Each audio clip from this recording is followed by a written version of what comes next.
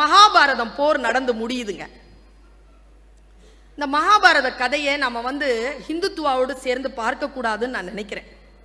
அது இந்த மண்ணிற்கான ஒரு மிகப்பெரிய ஆற்றல் மிகுந்த பண்பாட்டை சொல்லுகின்ற ஒரு மிகவும் ஷரியந்தங்கள் நிறைந்த தந்திரங்கள் நிறைந்த நம்முடைய அரசியலை நாம் புரிந்து கொள்ள வேண்டிய ஒரு அடிப்படையான கதை. அதை நம்ம சரியா போய் சேர்க்கல. பாருங்க, கதை முடியுதுங்க. கதை முடியும் போது நமக்கு ஒரு ஞானத்தை கொடுக்குது பாருங்க மகாபாரதம். நான் இந்த காட்சியை மட்டும் சொல்லிட்டு போறேன். கால் நீட்டி உட்கார்ந்து இருக்கிறான் கிருஷ்ணன். எல்லாம் வேலை முடிஞ்சிருது. இதோ கொஞ்ச நாள்ல கிருஷ்ணனும் இறக்க போகிறான், அவனும் போய் ஆகணும், அவனுடைய விதியும் முடிய போகிறான். அப்படி உட்கார்ந்துட்டு இருக்கும்போது காலை பிடிச்சு அமுக்கிக்கிட்டே இருந்தானா ஒருத்தன். அவன் பேர் உத்தவன்.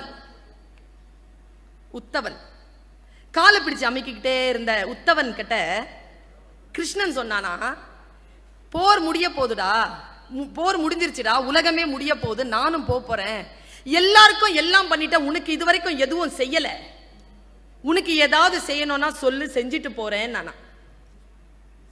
அப்போ உத்தவன் சொன்னானா, இறைவா, உன் காலுக்கு அருகில் உட்கார்ந்து உன் மேனியை தொடக்கூடிய ஒரு பாக்கியம் எனக்கு மட்டும்தானே கிடைச்சது, எனக்கு அது தவிர்த்து வேறு எதுவும் வேண்டாம். நல்லா யோசிச்சு சொல்லி, எதுவும் வேண்டாமா? எதுவும் வேண்டாம் என்றான் உத்தவன். எதுவுமே வேண்டாமா? எதுவும் வேண்டாம். சரி, கான்சியஸா சொல்றியா? கான்சியஸா சொல்றேன். சரி சரி, நீ போய் ஓய்வெடு என்றவுடன் உத்தவன் கேட்டான், ஒரே ஒரு குவெஸ்டின், அதுக்கு பதில் சொல்லி. என்ன? இந்த மகாபாரத போற நீ நடத்தாம இருந்திருக்கலாம்ல? கிருஷ்ணன் பதில், இல்லை, அது முடிந்திருக்காது, என்னால் முடிந்திருக்காது. சரி, இந்த சூதாவது நிறுத்தி இருக்கலாம்ல? அவன் சொன்ன கேள்வி நியாயமானதுங்க. இந்த சூதையாவது நீ நிறுத்தி இருக்கலாம்ல? கிருஷ்ணன் தந்த பதில் அபாரம், வித்தியாசமான பதில். அவன் சொன்னா என்ன பதில் பாருங்க, கனெக்ஷனே இல்லாத பதில சொன்னான். துரியோதனன் விவேகி. அவன் சொன்ன பதில், துரியோதனன் விவேகி, அதனால் என்னால் சூதை நிறுத்த முடியவில்லை. என்ன விவேகி? நுட்பமா சொல்றேன், ஆசீர்வாதம் பெற்றவர்கள் கேட்டுக்கொள்ளுங்கள். கிருஷ்ணன் சொன்ன பதில் உங்களுக்கும் சேர்த்து சொல்றேன். என்ன நுட்பமான பதில் தெரியுமா? துரியோதனனுக்கு சூதாட தெரியாது என்பது தெரியும். நம்ம எல்லாருக்கும் எது தெரியாதுன்னு தெரியாது. எனக்கு எல்லாம் தெரியும் அப்படிம்போம், அவங்களுக்கும் ஒன்றும் தெரியாது. கார் ஓட்ட தெரியாதுன்னு ஒருத்தனுக்கு தெரிஞ்சிருக்கணும், அப்பதான் கார் எடுக்க மாட்டான். சேலை கட்ட தெரியாதுன்னு ஒருத்தருக்கு தெரியணும், அப்பதான் சேலை கட்ட மாட்டான். இப்ப எல்லாருக்கும் அப்படிதான்.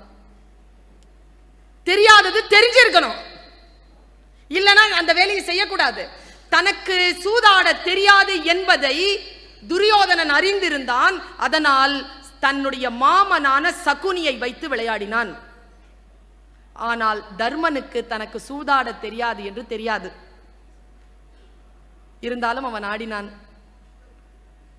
ஒரே ஒரு கேள்வி பதில்தான் உத்தவா உனக்கு. ஒருவேளை தர்மன் துரியோதனன் எப்படி தன் மாமன் சகுனி ஆடுவான் என்று சொன்னானோ, அப்படி தர்மன் என் கிருஷ்ணன் சகுனிக்கு எதிராக விளையாடுவான் என்று அறிவித்திருந்தால் இந்த போர் நடந்திருக்க வாய்ப்பே கிடையாது. என்னை அவன் சூதாட விடவில்லை. நம்பர் 1. அதுலயும் தர்மர் ஒரு வேலை செஞ்சிருக்கிறார். என்னன்னா, இறைவா, நான் சூதாடுவது கிருஷ்ணனுக்கு தெரியக்கூடாது என்று வேண்டிக் கொண்டான்.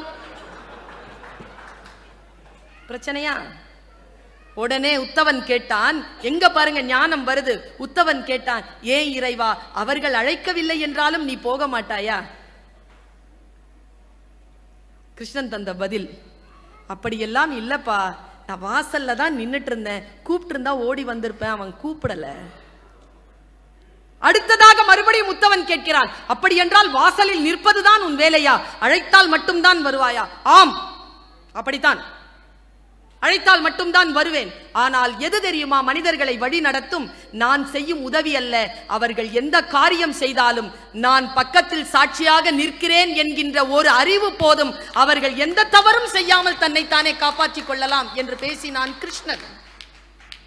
நாம் எந்த காரியம் செய்தாலும் அந்த காரியம் இறைவனால் கண்காணிக்கப்படுகிறது, அவன் நம்மை பார்த்து கொண்டிருக்கிறான் என்கின்ற ஒற்றை எண்ணம் போதும் நாம் அறம் சார்ந்த செயல்களை செய்வோம். அறம் சார்ந்த பேரின்ப காரியங்களை, பெரிய அளவிலான இந்த சமூகத்தில் ஜெயிக்கக்கூடிய காரியங்களை நாம் செய்ய வேண்டும் என்று சொன்னால் ஒன்னே ஒன்று இருக்கணுங்க. ஒரே ஒரு குவாலிட்டி தான், துறவு. துறவு இல்லைன்னா சேவை செய்ய முடியாது. மனதளவில் ஒரு துறவோடு இருந்தால் மட்டும்தான் ஒரு காரியத்தை செய்ய முடியும். நீங்க பாருங்க, இதனால் இது கிடைக்கும் என்று சொல்லுகின்ற பொழுது அதற்கு பெயர் சேவை அல்ல. பல நேரங்களில் நாம் தோற்று போகின்ற இடம் அதுதான். நாம பல நேரங்கள்ல இங்க நிறைய சேவை செஞ்சுட்டு சில பேர் பரிசு வாங்குவாங்க பாருங்களேன், நம்ம அங்க உட்காந்து கை கூட தட்ட மாட்டோம். ஏன்னா அது நம்ம ஜோன்ல இருக்காது. நான் பார்த்துருக்கேன் உங்களை, நம்ம ஜோன்ல இருக்காது. உடனே அந்த பிரசிடென்ட் பார்த்துக்கிட்டே இருப்பாரு, பார்த்தல எத்தனை பேர் வாங்கினாங்க, அடுத்த முறை அவங்க மேடை ஏறதுக்கு முன்னால நாங்க ஏறிடுவோம். இந்த போட்டியை கடந்தது அறம் சார்ந்த சிந்தனை. உபனிஷதத்தில் ஒரே ஒரு செய்தி வருகிறது, நீ அறம் சார்ந்து இருக்க வேண்டும் என்றால் துறவு நோக்கி நீ பயணப்பட வேண்டும். எப்படி என்றால், ஒரு மரத்திலிருந்து பழம் விழுவது போல் உன் மனநிலை இருக்க வேண்டும் என்று சொன்னார். உபனிஷதத்துல வருதுங்க. குறிப்பு என்ன தெரியுமா? வெள்ளரி பழம் போல். இதுக்கு யாருமே விளக்கம் கொடுக்கலீங்க. எல்லா பழமும் தான் விழுது. தானா கனிந்து விழுகின்ற, மரத்திலிருந்து தானாக கனிந்து விழுகின்ற பழம் போல் நம் மனம் இருக்க வேண்டும். அதற்கு பெயர் தான் துறவு என்று உபனிஷதம் சொல்லி கீழே சொல்கிறது, வெள்ளரை பழம் போல். இந்த வெள்ளரி பழம் போல் அப்படிங்கிறதுக்கு விளக்கம் காஞ்சி பெரியவர், மகா பெரியவர், அவர் ஒரு விளக்கம் கொடுத்தாருங்க. சூப்பர் விளக்கங்க. எப்பொருள் யார் யார் வாய் கேட்பினும் அப்பொருள் மெய்ப்பொருள் காண்பது அறிவு இல்லையா? அவர் கொடுத்த விளக்கம் என்ன தெரியுமா? எந்த பழத்தையும் சொல்லாமல் உபனிஷதம் ஏன் வெள்ளரி பழத்தை சொன்னது என்றால், எல்லா பழமும் மரத்தில் இருந்து பழுத்து விழுகின்ற பொழுது காம்பு பழத்தை விடுதலை செய்யும்.